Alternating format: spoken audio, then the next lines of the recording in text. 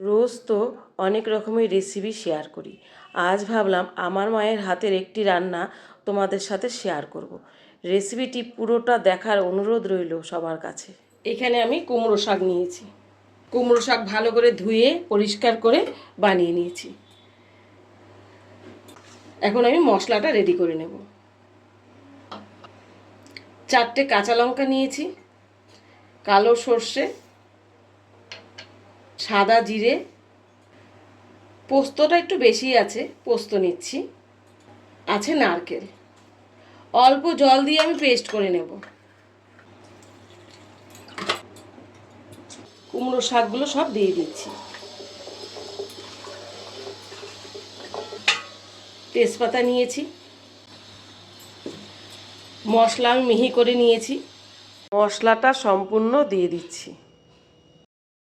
হলুদ খুব একটা বেশি দেবে না, অল্প হলুদ দিচ্ছি। পরিমাণ মতো লবণ দিয়ে দিচ্ছি। দেব সরষের তেল।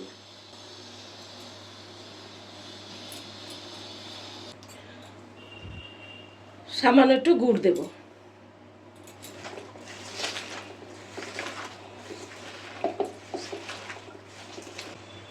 এইভাবে ঢেকে আমি গ্যাসে বসিয়ে দেব। গ্যাস কিন্তু ধরানো আছে, কড়াইটা বসিয়ে দিচ্ছি। এখন আমি একটু বাড়িয়ে দেব।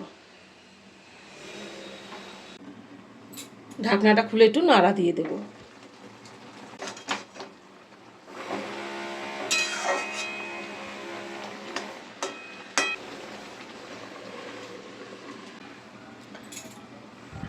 ঢাকনাটা খুলে আবার নেড়ে দেব।